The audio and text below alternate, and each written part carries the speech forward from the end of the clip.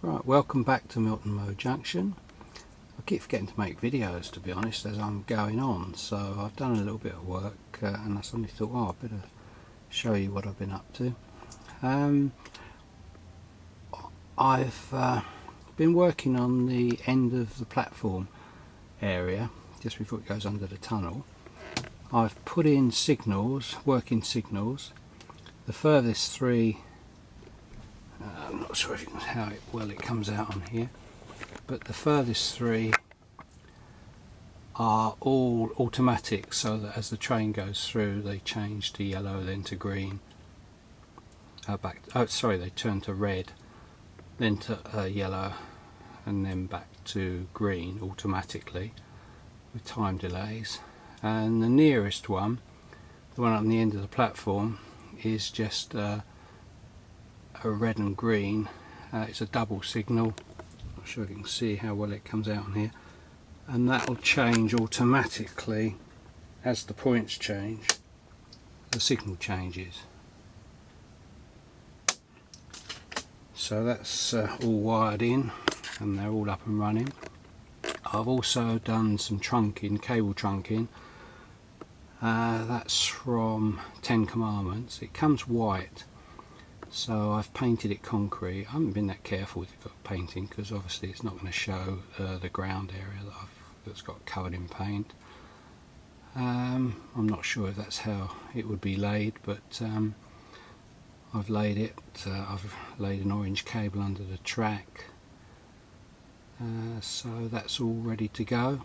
I've got to run a black cable from where it joins the furthest platform. I'll run a black cable along the edge of the platform on the ground towards the signal box, and then trunking or pick it up at the other end of the platform and take it to the signal box.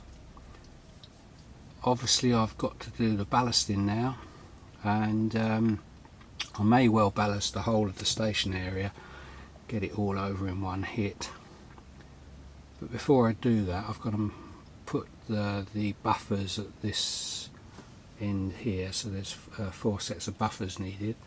I've got to decide what sort of buffers I'm going to do and how I'm going to fit them, and also uncoupling. I'm using KD, so it's magnetic uncoupling. At the moment I've got a choice. I've got a choice of surface mounted ones or ones underneath. Strangely enough, I've put all the hidden ones in the fiddle yard underneath, which are not shown, but I'm actually thinking about putting surface ones here. I don't know if you can see one. They're very, very small, just a little teeny magnet that goes, I put it on the platform there, goes underneath the goes on top of the track. To be honest, it will hardly show, and it's quite useful rather than having a hidden one, because you know exactly where it is.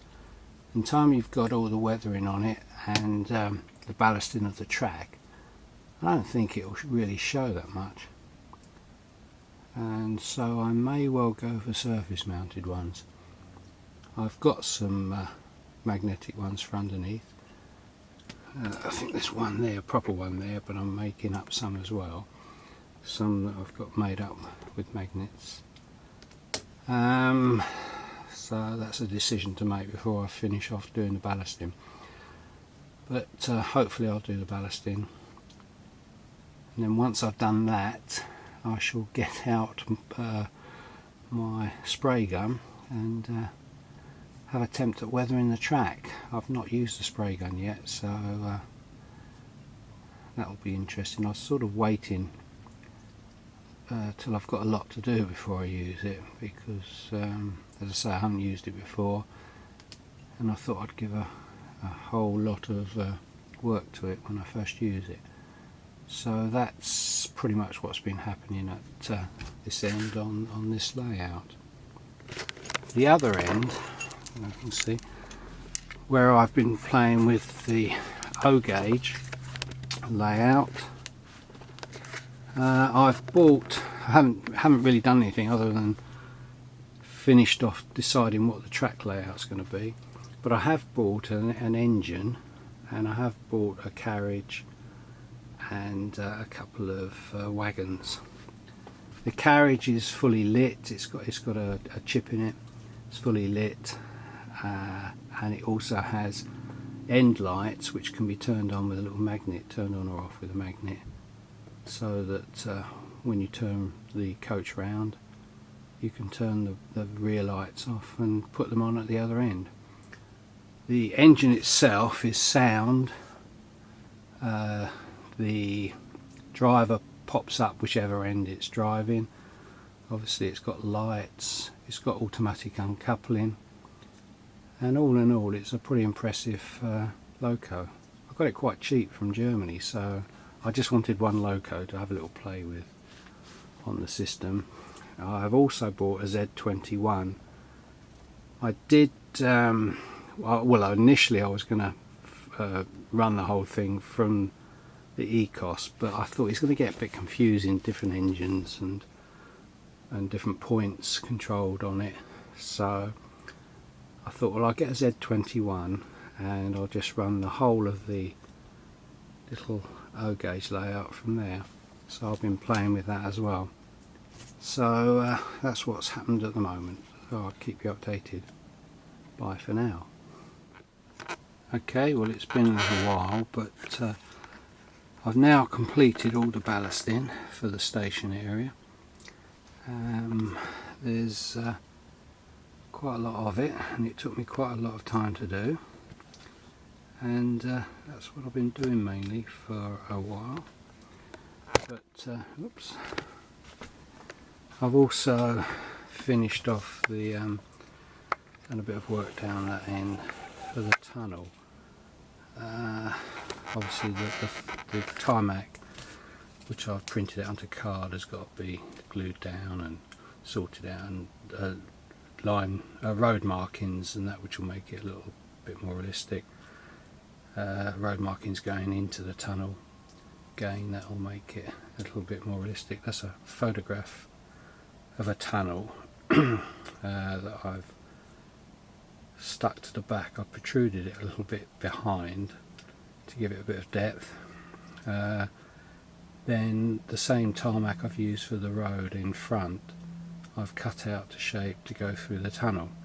I think with a white line down the middle, or a couple of white lines down the middle, that'll look quite realistic.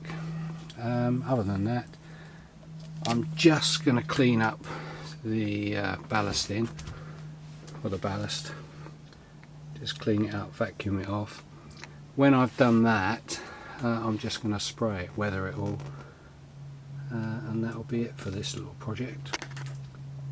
But so I'll come back and finish off this video when I've done the spraying and the cleanup. See you in a...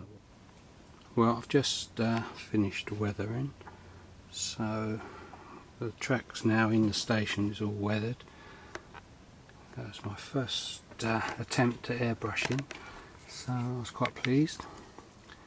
It's a bit heavy in this area here, but that's not too bad in some ways, because it's not a through track, it's a dead end track, so engines would be going in there slowly and hanging around a lot.